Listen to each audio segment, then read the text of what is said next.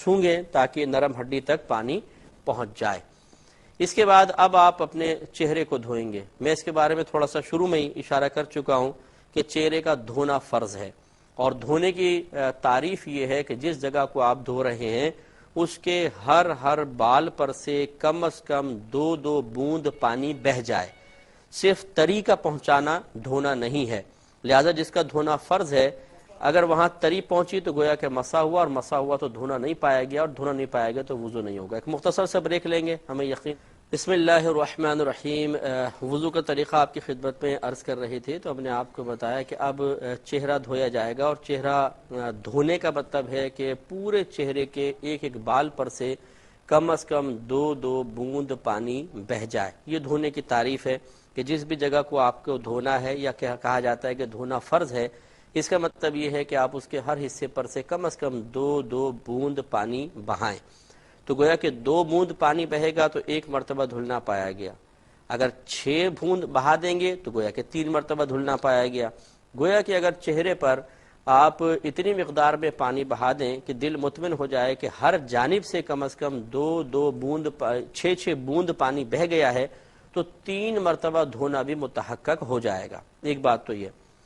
دوسری بات یہ آپ کو بتایا تھا کہ داڑھی جو ہے یہ اس کو یوں نیچے کو دبائیں، جتنی داڑھی یہ چہرے کے دائرے میں نظر آ رہی ہے یہ چہرے کا حصہ ہی کہلائے گی۔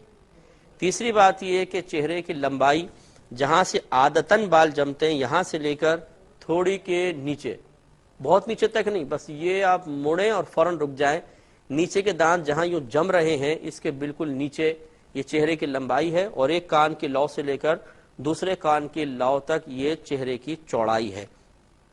اب اس پورے چہرے کو ایک بار دھونا فرض اور 3 مرتبہ دھونا سنت مبارکہ ہے۔ اور دھونے کی تعریف میں آپ کو بتا چکا ہوں کہ گویا کہ اگر پورے چہرے پر سے کم از کم 2 بوند پانی بہہ گیا تو 1 دفعہ چہرہ دھونا پایا گیا، گویا کہ فرض ادا ہو گیا۔ اب مزید 2 مرتبہ دھوئیں گے، گویا کہ 6 بوند پانی بہے گا تو سنت بھی ادا ہو جائے گی۔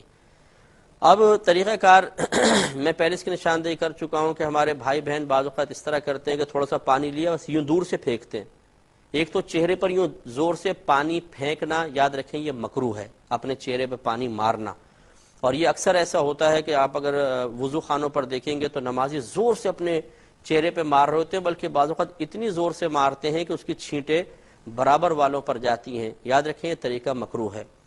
دوسرا یہ بھی مکروہ ہے کہ جب چہرہ دھویا جائے تو پھونک ماری جائے، یہ بھی مکروہ ہے۔ تو اس میں بھی کرتے ہیں کہ جب دھوتے ہیں یوں پھونک بھی مار رہے ہوتے ہیں، تو یہ بھی غلط طریقہ ہوتا ہے، پھونک وغیرہ نہیں مارنی ہے۔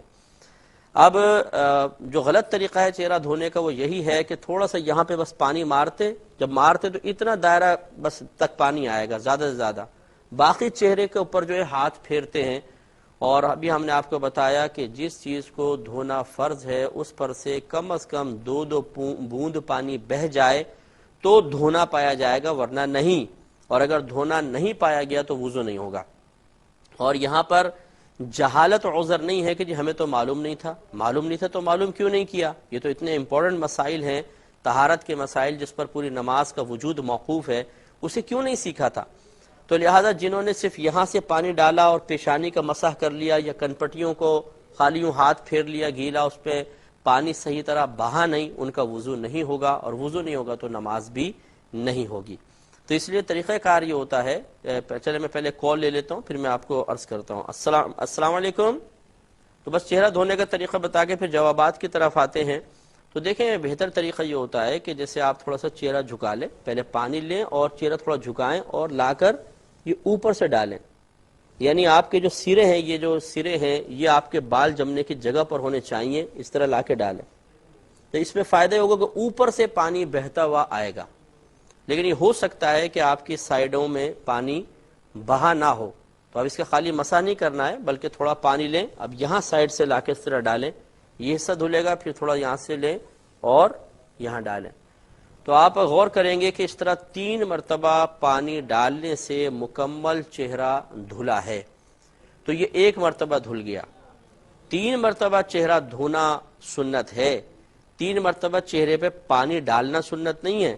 یہ 3 مرتبہ ہم نے پانی ڈالا تو 1 مرتبہ چہرہ دھلا ہے، گویا کہ اب یہی پروسیس آپ کو 2 مرتبہ مزید کرنا ہے تاکہ 3 مرتبہ چہرہ دھل جائے۔ تو اس لیے بہنوں کے تو خیر داڑھی کا مسئلہ ہی نہیں ہے، تو وہ تو بہت بآسانی کر سکتی ہیں، لیکن مردوں کے لیے تھوڑا سا پرابلم ہوتا ہے کہ جیسے اب شام پانی ڈالا تو ضروری نہیں ہے کہ فوراً داڑھی کی جڑوں تک پانی پہنچ جائے۔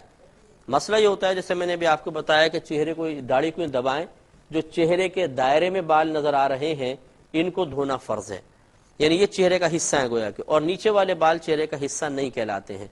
اب دیکھا جائے گا کہ داڑھی گھنی ہے یا چھدری چھدری ہے۔ اگر گھنی ہے تو صرف بالوں کی جڑ تک پانی کا پہنچنا کافی ہے، چاہے نیچے کی کھال دھلے یا نہ دھلے۔ لیکن اگر ہلکی داڑھی ہے پھر نیچے کی کھال کا دھونا بھی فرض ہے۔ اس لیے داڑھی والے حضرات جو ہیں وہ وضو کرنے میں تھوڑا سا، جب داڑھی دھوئیں تو تھوڑا سا مبالغہ کریں، تاکہ یہ اطمینان ضرور ہو جائے کہ ہلکی داڑھی والے کی کھال تک اور گھنی داڑھی والے کے بالوں کی جڑ تک پانی پہنچ چکا ہے۔ ایک اور کالر ہمارے ساتھ ہیں۔ السلام علیکم۔ آپ کو چہرہ دھونے کا طریقہ عرض کر دیا، تو جو داڑھی ہے گھنی ہے تو بالوں کی جڑ تک، اور ہلکی داڑھی ہے تو بالوں کی کھال تک، یعنی بالوں کے نیچے کھال تک بھی پانی کا پہنچانا ضروری ہے۔ باقی جو نیچے کے بال ہیں ان کو دھونا مستحب ہوتا ہے، اور اگر آپ مسح کر لیں تو یہ سنت کریمہ ہے۔ اور مرد حضرات چہرہ دھونے کے بعد پھر اپنا الٹا ہاتھ نیچے گردن کی طرف سے ڈالیں اور سامنے سے نکالیں، یعنی داڑھی میں خلال کرنا ان کے لیے سنت کریمہ ہوتا ہے۔